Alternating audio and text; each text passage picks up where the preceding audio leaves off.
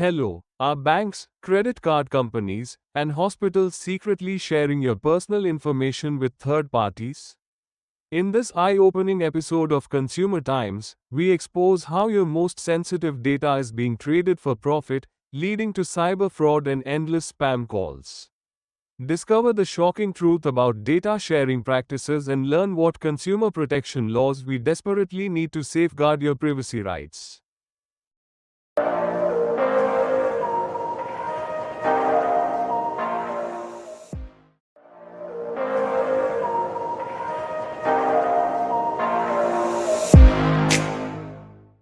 Hello and welcome back to Consumer Times, where we fight for your rights as a consumer. I'm your host, and today we are diving into one of the most pressing issues of our digital age: the reckless sharing of your personal data by the very institutions you trust most. Before we dive deep into what unsolicited commercial communication (UCC), please leave your valuable comments, like, share, and do not forget to subscribe our YouTube channel Consumer Times to motivate us. The hidden data trade. Right now, as you watch this video, your personal information is likely being packaged, sold, and shared across multiple companies without your explicit consent. Banks know your spending habits, credit card companies track your purchases, hospitals have your medical records, and insurance companies hold your most sensitive personal details.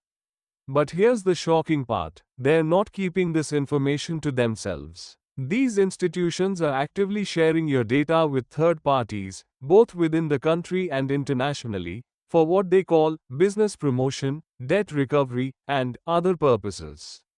That vague terminology should terrify you, because it essentially means your data can be used for almost anything. The real world impact. Let's talk about what this means for you personally. How many of you have received calls from unknown numbers offering loans you never applied for? Or gotten messages about insurance policies you never inquired about? These aren't random occurrences, they're the direct result of your data being shared without your knowledge. Last month alone, cybercrime statistics show that data breaches led to fraudulent transactions worth millions of rupees. Consumers are losing their hard-earned money because their personal information, including bank account details and phone numbers, is freely circulating in the digital marketplace. Consider this scenario: you visit a diagnostic center for a routine health checkup. Within weeks, you start receiving calls from pharmaceutical companies, health insurance agents, and even loan sharks who somehow know about your medical condition. This isn't coincidence, it's calculated data exploitation. The regulatory vacuum. The most frustrating part? There's virtually no accountability. When you try to trace how these companies got your information, you hit a wall of corporate bureaucracy. Customer service representatives give you scripted responses about third-party partnerships and terms and conditions that you supposedly agreed to. Terms that are often buried in 50-page documents written in legal jargon. NBFCs, or non-banking financial companies, are particularly problematic. Unlike traditional banks, they operate with less oversight, yet they have access to enormous amounts of consumer financial data. They're sharing this information with collection agencies, marketing firms, and even overseas companies, creating a web of data sharing that's impossible for consumers to track or control.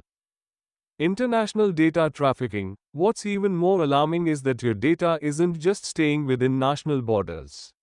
Many of these institutions are sharing consumer information with international companies for business processing and customer service optimization. This means your personal details could be sitting on servers in countries with completely different privacy laws, or no privacy laws at all. The consumer cost. The price you pay for this data free for all is enormous. Beyond the obvious privacy violations, you are dealing with constant harassment from telemarketers and spam callers, increased vulnerability to identity theft and financial fraud, unwanted marketing communications that clog your inbox and phone, potential discrimination based on your medical or financial history, complete loss of control over your personal information. What we need: stronger consumer protection. It's time for comprehensive reform. We need laws that require explicit, informed consent before any data sharing. Not buried consent in terms and conditions, but clear, upfront agreements where consumers understand exactly what data is being shared and with whom. We need mandatory data breach notifications within 24 hours, not the current system where breaches are often hidden for months. We need the right to know who has our data and the right to demand its deletion. Most importantly, we need real penalties for violations. Current fines are pocket change for these institutions. We need penalties that actually hurt, criminal prosecution for executives who knowingly violate consumer privacy rights. Your action plan: here's what you can do right now. Read every privacy policy before agreeing to services. Yes, it's tedious, but it's your data. Ask your bank, credit card company, and insurance provider for a complete list of third parties they share your data with. Most will be shocked by the question. That's exactly the point. File complaints with consumer protection agencies every time you receive unsolicited calls or messages. The more complaints they receive, the more pressure builds for regulatory action. The bottom line: your personal data is your property, not a commodity to be traded freely. It's time we treated data privacy as a fundamental consumer right, not a luxury. The technology exists to protect your information. What we need now is the political will to enforce it. What's your experience with unwanted calls and data misuse? Share your stories in the comments below, and let's build pressure for the change we need. Until next time, stay informed, stay protected, and remember, knowledge is your best consumer defense. Please leave your valuable comments, like, share, and do not forget to subscribe our YouTube channel Consumer Times. Thanks for watching Consumer Times. Remember, an informed consumer is a protected consumer.